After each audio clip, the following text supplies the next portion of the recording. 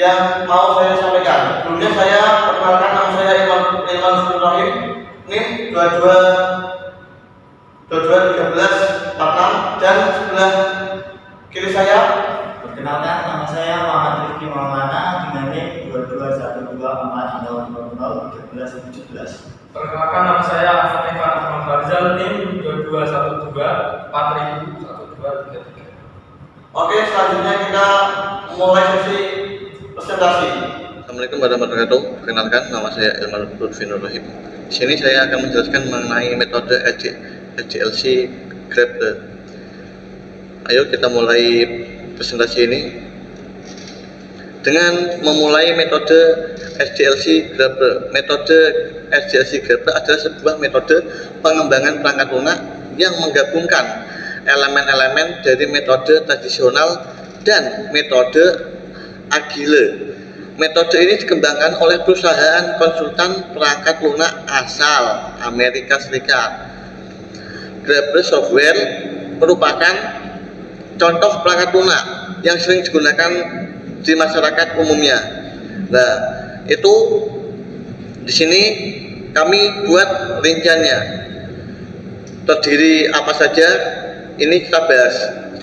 Metode SDLC Grabber terdiri dari 7 fase, yaitu installation dan recruitment, dan ketiga decision, keempat development, dan kelima testing, dan keenam development, dan ketujuh maintenance. Ini sebuah proses untuk membuat sebuah perangkat lunak untuk menjadi komplek. Makanya ini sebuah tahapan dari proses satu ke satu.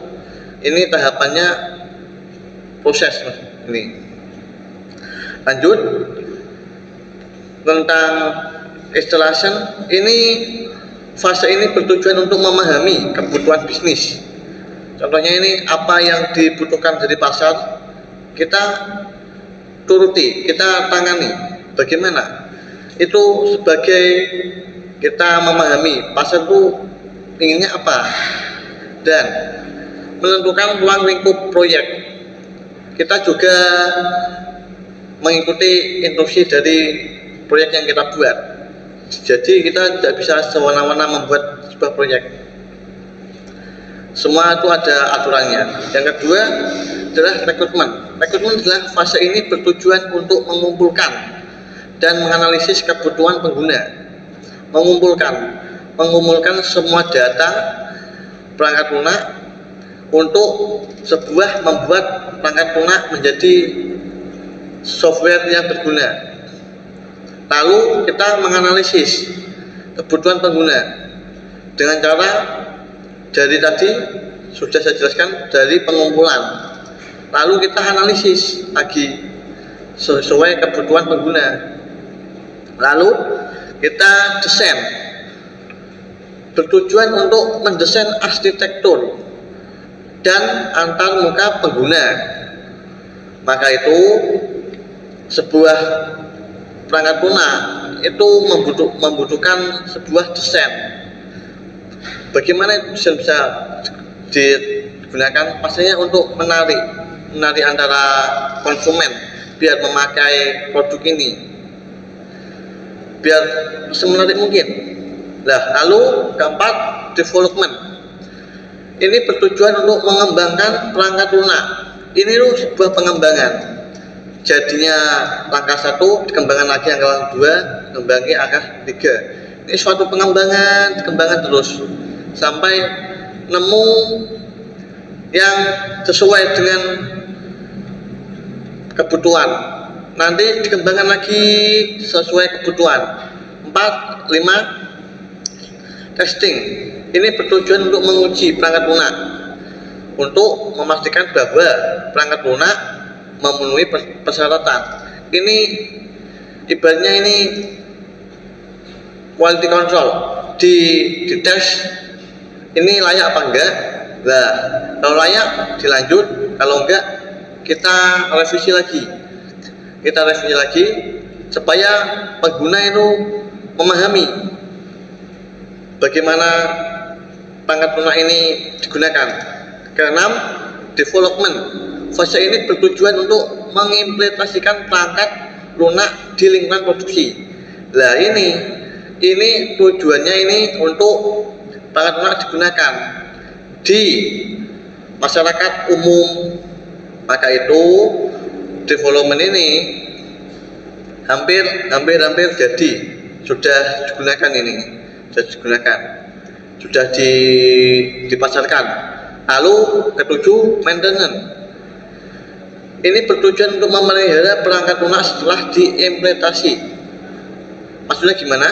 Ini bertujuan untuk memelihara setiap perangkat lunak itu harus dirawat. Biar kenapa? Antara biar tidak kena cyber, apakah terkadang ada bug, maka itu dirawat. Dengan itu maintenance ini sangat penting.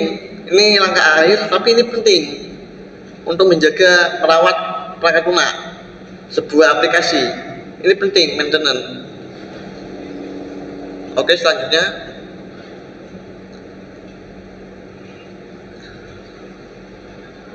penjelasan mengenai fase interaksi metode SDLC. Ini mirip dengan instalasi pada umumnya, cuma ini beda perangkat lunak, tapi tujuannya sama, untuk membuat perangkat lunak juga. Yang kedua, fase rekrutmen. Metode ini mirip dengan rekrutmen pada metode tradisional seperti tadi. Yang ke satu, memakai embel-embel tradisional, masih memakai tradisional. Itu ciri khas dari metode SDLC Graeber, masih memakai metode tradisional. Namun metode ini masih digunakan, sangat relevan di kalangan masyarakat. Lalu ketiga, fase design. Metode ini untuk menyusun rencana perangkat lunak secara interaktif dan instrumental, secara berkembang, secara kreatif. Keempat, fase development. Proses ini mengembangkan perangkat lunak secara iteratif dan eksperimen lagi. Tapi ini bedanya, ini fase development. Ini fase di mana development lagi membuat perangkat lunak di fase-fase ini. Lalu fase testing. Testing saya jelaskan tadi. QC, quality control. Sebuah perangkat lunak harus diuji kelayakannya. Apakah ini bisa digunakan untuk masyarakat? Apa enggak? Kalau bisa, lanjut. Kalau enggak, direvisi lagi. Pengguna harus merasa bermanfaat untuk pengguna. Keenam, fase development, yaitu fase perangkat lunak untuk mengimplementasikan perangkat lunak ke lingkungan produksi secara interaktif dan instrumental. Ini kaitannya ini masih nyambung satu urutannya, ini masih nyambung semua. Jadi ada katanya ini masih interakmen sama interaktif, ini masih nyambung. Keempat, fase maintenance. Nah, tadi yang saya jelaskan tadi, ini merawat, menjaga, memelihara. Karena apa? Perangkat lunak butuh perawatan. Semua itu butuh perawatan biar menjaga baik. Maka dari itu semua itu dirawat, dijaga, dilindungi. Karena apa? Di luar sana mesti ada bahaya yang mengancam. Yang sewaya-waya kita tidak tahu bahaya apa itu. Makanya kita rawat. Biar apa? Saat ada masalah kita sigap, jaga. Oke, lanjut. Metode ini menggunakan jurnal membahas tentang metode SDLC dari What is Software Development Life Cycle in Software Engineering oleh Sardar Halihan. Ada beberapa tahapan, yaitu adalah metode pengembangan perangkat lunak yang menghubungkan elemen-elemen dari metode tradisional dan metode agile. Metode ini terdiri ada 7, yaitu perencanaan, pemodelan dan desain, implementasi, penguji, development, pemeliharaan. 1. Perencanaan untuk menentukan ruangan lingkup proyek, menentukan tujuan atau tujuan dengan saran mengembangkan secara proyek. 2. Pemodelan terhadap ini bertujuan untuk membuat desain sistem secara rinci, pengguna dan basis data. Implementasi untuk membangun sistem sesuatu dengan desain yang telah dibuat. Penguji untuk memastikan bahwa sistem memenuhi semua persyaratan. Deployment adalah perangkat lunak ke lingkungan produksi. Pemeliharaan bertujuan untuk memperbaiki bug, menambahkan fitur baru atau menyesuaikan sistem dengan perubahan kebutuhan anggota.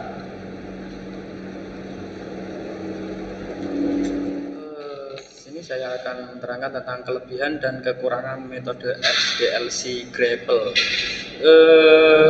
Metode SDLC Grapple adalah metode pengembangan perangkat lunak yang menekankan pada fleksibilitas dan iteratif. Metode ini menggabungkan elemen-elemen dari metode waterfall dan prototyping dan agile. Yang pertama, kelebihan metode SDLC Grapple. Berikut adalah beberapa kelebihan metode SDLC Grapple. Yang pertama, fleksibel. Yang kedua, iteratif. Yang ketiga, efisiensi. Metode SDLC Grapple memungkinkan dan menyesuaikan selama proses pengembangan. Yang kedua, iteratif. Metode SDLC Grapple dibagi menjadi beberapa fase yang diulang-ulang. Yang efisiensi adalah metode SDLC Grapple dapat mengurangi biaya dan waktu pengembangan. Yang kedua, kekurangan metode SDLC Grapple. Berikut adalah beberapa kekurangan metode SDLC Grapple. Yang pertama, kompleks. Metode SDLC Grapple dapat menjadi kompleks untuk dikelola karena membutuhkan keterampilan khusus dan pengembangan yang menggunakan metode SDLC Grapple harus memiliki keterampilan dalam berbagai bidang seperti desain, pemrograman, dan manajemen proyek. Berikut jurnal yang membahas tentang kelebihan dan kekurangan metode SDLC Grapple, yaitu Agile Software Development Methodologies and Trend oleh William L. tahun 2010. Contoh studi kasus.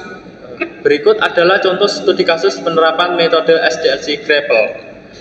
Contoh, sebuah perusahaan ingin mengembangkan aplikasi mobile untuk penjualan produknya. Perusahaan ini memiliki metode SDLC Grapple karena proyek ini memiliki persyaratan yang berubah-ubah dan membutuhkan penyerahan yang tepat. Caranya, yang pertama, pada fase perencanaan.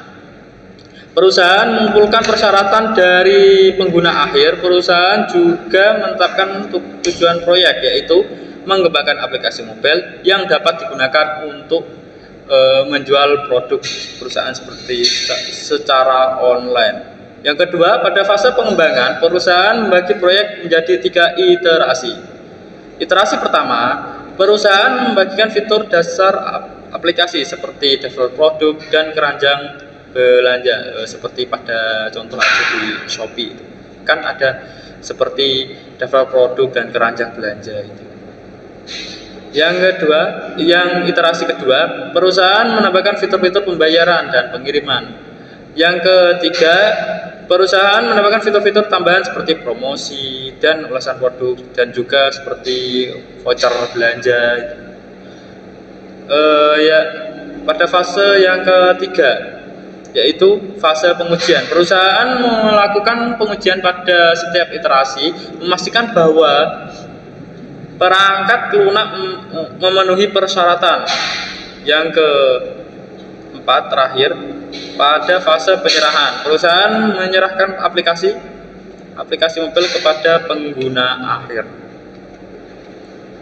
Berikut adalah jurnal yang membahas tentang studi kasus metode SDLC, The Iterative Development Method oleh Williams 2015. Terima kasih. Sekian dari kami hasil presentasi dari nomor 2 yang telah saya sampaikan, dan saya ucapkan terima kasih, semoga bermanfaat.